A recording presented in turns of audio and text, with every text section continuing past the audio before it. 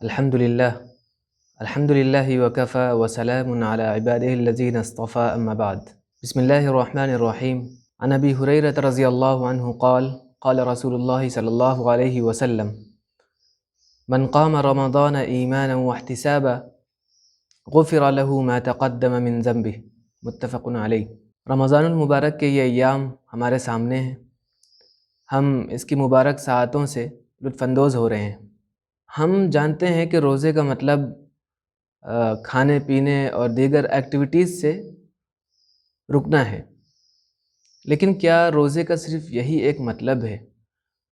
من قام رمضان ایمانا واحتسابا میں جو الفاظ آئے ہیں اس سے ہمیں کیا معلوم ہوتا ہے؟ رمضان ایک طرح سے انسانی عقل کی تربیت کا مہینہ ہے، نفس کی تربیت کا مہینہ ہے،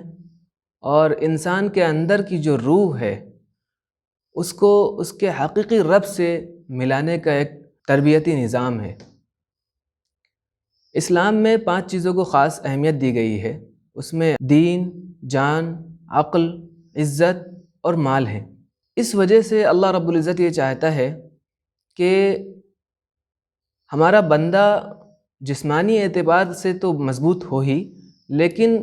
عقل اور روحانی اعتبار سے، ان دونوں اعتبار سے بھی اس کے اندر مضبوطی ہونی چاہیے۔ اس کے لیے دین کا پورا ایک نظام ہے، پورا ضابطۂ حیات ہے۔ ہم نماز کو دیکھیں تو نماز ایک طرح سے لانگ ٹرم پلان ہے، ایک طرح کا لانگ ٹرم کورس ہے، جس کو ہم جب سے پیدا ہوتے ہیں، جب سے نماز ہمارے اوپر فرض ہوتی ہے، مرنے تک یہ فرضیت باقی رہتی ہے، اور اس سے ہمارے اندر کا جو باطنی بگاڑ ہے اور خدا سے جو ایک تعلق ہے وہ برقرار رہتا ہے اور ہماری تربیت ہوتی رہتی ہے۔ لیکن کبھی کبھی ایسا بھی ہوتا ہے کہ شارٹ ٹرم کورس کی ضرورت پڑتی ہے، اور ہم جانتے ہیں کہ شارٹ ٹرم کورس بہت زیادہ ایفیکٹو اور مثبت پہلو لیے ہوئے ہوتا ہے۔ اس شارٹ ٹرم پلان میں ہمارے پاس جو چیزیں لانگ ٹرم پلان میں مس ہو رہی ہوتی ہیں، چھوٹ رہی ہوتی ہیں، اس کو یہاں رمضان میں ریکور کرنے کا ایک موقع ملتا ہے۔ من قام رمضان میں جب ہم تدبر کرتے ہیں، غور و فکر کرتے ہیں، تو اس کا ایک مطلب تو یہ نکلتا ہے کہ ہم روزہ رکھیں، اس طرح روزہ رکھیں کہ کھانے پینے سے مکمل طور پر ہم بچیں، اور اللہ نے جن چیزوں سے ہم کو روکا ہے اس سے بھی بچیں۔ رمضان میں جو اہم چیزیں ہیں، جیسے اللہ نے اس میں قرآن کریم کو نازل کیا، تو قرآن کریم کی زیادہ سے زیادہ تلاوت ہے، تدبر ہے، اسی کے ساتھ ساتھ اللہ رب العزت کا ذکر ہے، اسی کے ساتھ ساتھ من قام لیلۃ القدر ایمانا واحتسابا، راتوں کا جاگنا ہے، اللہ رب العزت سے مانگنا ہے۔ ایک دوسری چیز، ایک دوسرا نقطہ اس میں یہ ہے کہ اس میں اصل جو مقصود ہے وہ فرد کا تزکیہ ہے، اس کے دل کو پاکیزہ کرنا ہے، نفس کی تربیت ہے۔ ہم دیکھتے ہیں اپنے معاشرے میں کہ لوگ اپنے جسم کو توانا رکھنے کے لیے طرح طرح کی کوششیں کرتے ہیں، اور کرنی بھی چاہیے۔ اپنے جسم کو فٹ رکھنا چاہیے، فزیکلی انسان کو پرفیکٹ رہنا چاہیے، لیکن کیا انسان ہونے کے اعتبار سے ہمارا صرف اتنا ہی فریضہ ہے کہ ہم اپنے جسم کو توانا رکھیں، لیکن ان کے اندر کا جو نفس ہے، ان کا جو دل ہے، جو روح ہے ان کے اندر، وہ بھی تازہ رہے، اور وہ اپنے حقیقی رب سے دن کے 24 گھنٹے اور سال کے 12 مہینے اس کا تعلق اس کے رب سے قائم رہے۔ تو اس کے لیے رمضان المبارک کا یہ مہینہ،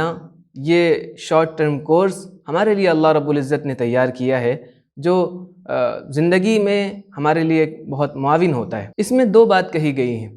کہ رمضان کا جو یہ مبارک مہینہ ہے، اس کو جو گزارنا ہے اس میں 2 شرطیں ہیں۔ ایک تو یہ کہ ایمان کے ساتھ اس کو گزارا جائے۔ اگر آپ مومن ہیں، اگر آپ اللہ کو، اس کے رسول پر ایمان رکھتے ہیں، اگر آپ یہ عقیدہ رکھتے ہیں کہ اللہ ہی تمام جہانوں کا رب ہے اور اسی کی عبادت کی جانی چاہیے، تو اس اعتبار سے یہ فریضہ آپ پر عائد ہوتا ہے کہ آپ روزہ رکھیں، اور پھر آپ کا روزہ قابل قبول ہوگا۔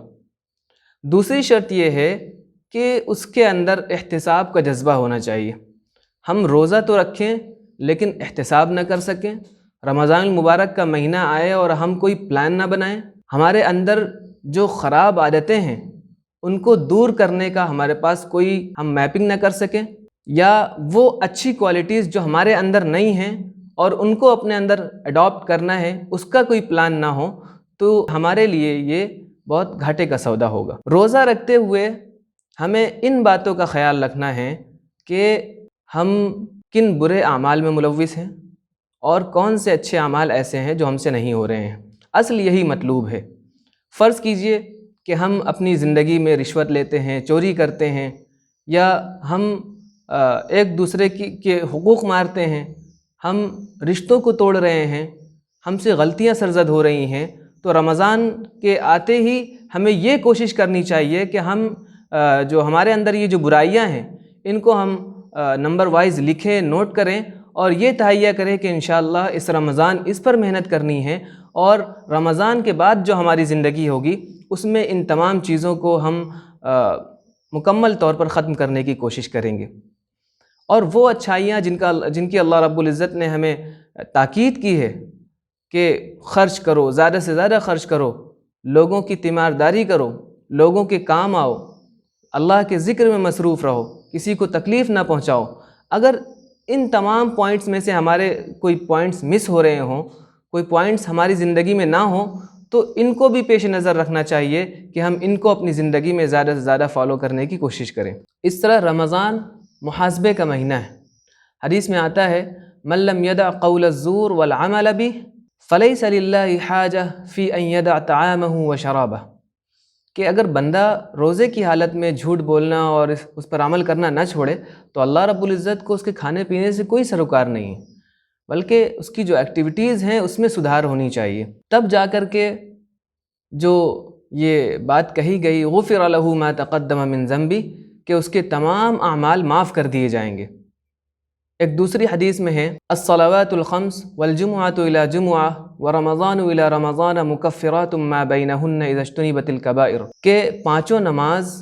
اور جمعے سے لے کر جمعے تک کا جو وقت ہے، اسی طرح ایک رمضان سے دوسرے رمضان تک کے جو گناہ ہوتے ہیں انسان کے، وہ معاف کر دیے جاتے ہیں۔ کس صورت میں معاف کیے جاتے ہیں؟ جب کہ بندے کے اندر محاسبے کی کیفیت ہو،